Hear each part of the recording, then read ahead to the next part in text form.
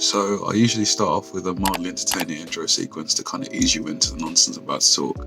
But the thing I recorded, I didn't actually turn the mic on, so it's got no sound, and I don't want to do it again. So this is the intro.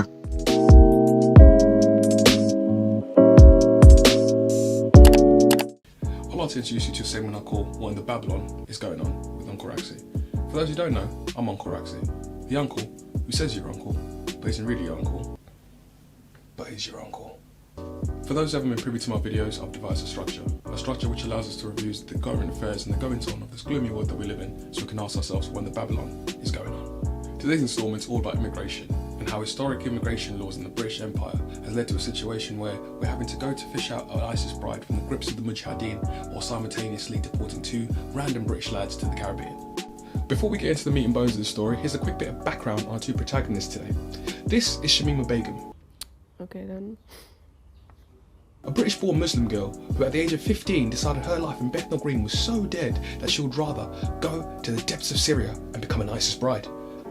I mean, life in the East End is pretty trash at the best of times, but maybe move into an actual war zone to have literal terrorist offspring was a bit of an over-exaggeration. I don't know.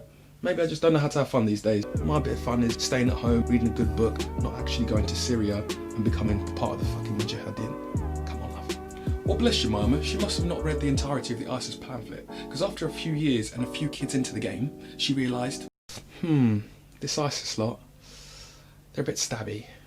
They're also a bit beheady. Not really sure I'm up for this, to be honest.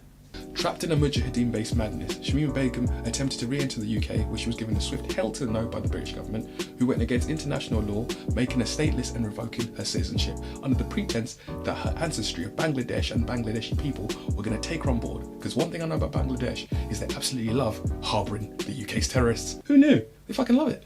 This story fell dead for a couple of years, up until July 2020, where a court of international appeals adjudged that the UK can't go around dumping its terrorists on Bangladesh, and it's time for them to collect their mess. This takes us to these two young men, Daryl and Darren Roberts, two twins born in London, and in their 24 years of life have never stepped foot off these shores. At 13, they lost their mother to cancer.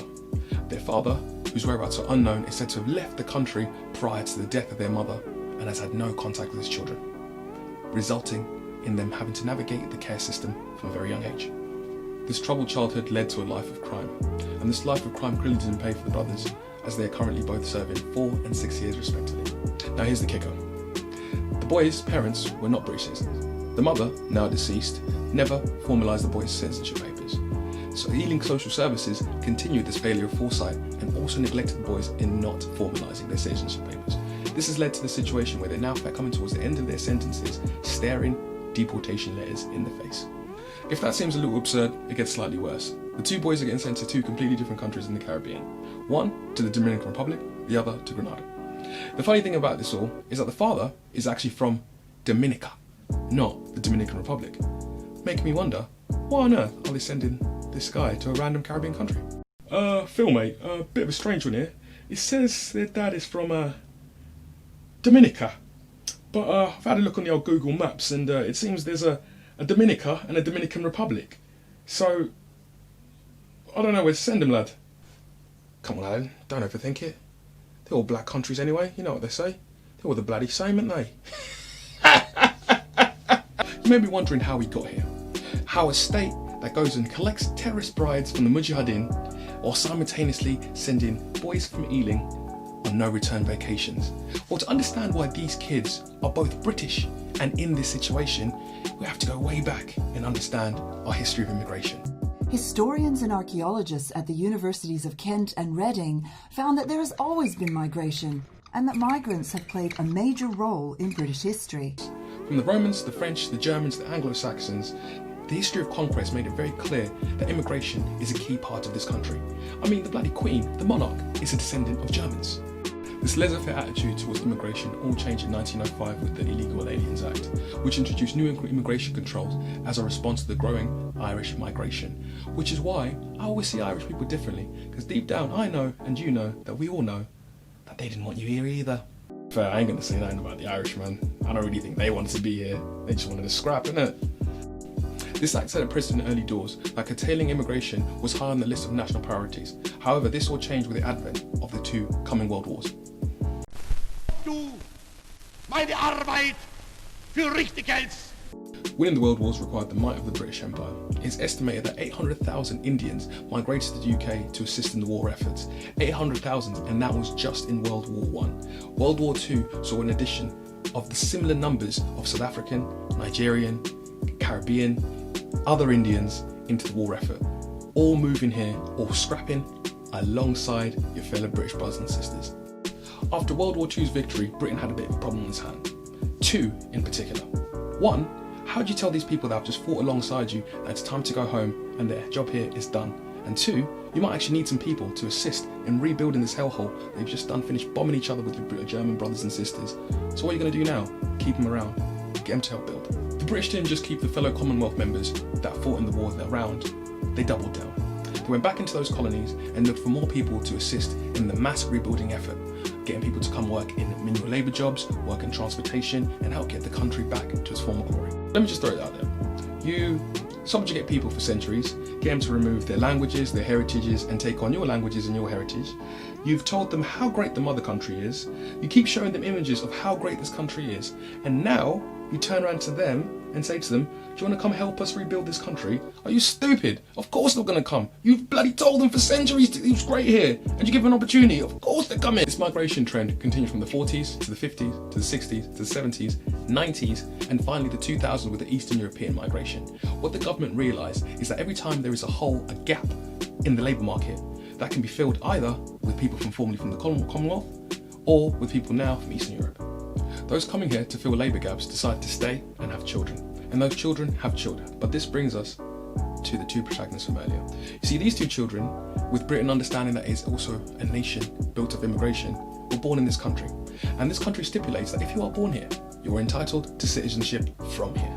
Meaning, you are British just like everyone else. I know some of those Carling-grabbing, crazy Tommy Robertson fans might tell you otherwise, but those two people are British just like you. Not me, I'm Zimbabwean, but that's a different story for another day. There's a slight little loophole for the boys. Is if you're born in this country and have one or two British parents, you're automatically given British citizenship. If you're born in this country and have British parents without British citizenship or settlement status, you have to apply to get your British citizenship. And that's the loophole which the boys are now caught in. It seems this law has been made to catch up first and second generation migrants. First and second generation migrants tend to be black or brown. What I'm alluding to here is I could be a racist policy. Who knows? I didn't say it. Someone else did. I just heard it. I'm just a listener. Good listener. So why is all this relevant? Well, it's always fascinating to see the role history plays in bringing us these individuals. And no matter how anyone tries to frame it, these two parties are British. In the case of Shamima, she wasn't radicalised in Syria. She was radicalised in Bethnal Green and then went to Syria. Syria actually done a better job of de-radicalising this girl than the UK has done. And she's our problem. In the case of the boys, 1/3 of all the people that are in prison right now come from the care system. Care users account for less than 1% of our total population. These lads were 6 times more likely than I am of ending up in prison. Does their criminality mean they have to get exiled to countries they've never been to in their lives? I don't know. Here's the question. Would we be deporting Jack Vaughan from Kidderminster if we find out after his sentence that he's got a granddad from Austria? Would we go and retrieve Emma Lewis from Kent if we had found out that she had been radicalised and went to Syria and didn't like it anymore? A part of me would like to hope that the responses would be the same. But I've lived in the real world for long enough and I've seen enough to know that that isn't the case. The long and the short of it is these kids are British. These are our problems. These kids were radicalised on our streets. These kids were failed by our care system. And I'm sick and tired of this government constantly trying its best to toss out its dirty laundry. It's time to get the washing machine on and do its own cleaning, because this is a hot damn mess. Anyway, that's all I've got time for today. I'm going to link all these stories and some of the sources that I used in the description below. And yeah, thank you very much for letting me waste your time for another installment of What in the Babylon's going on. And up until next time, peace.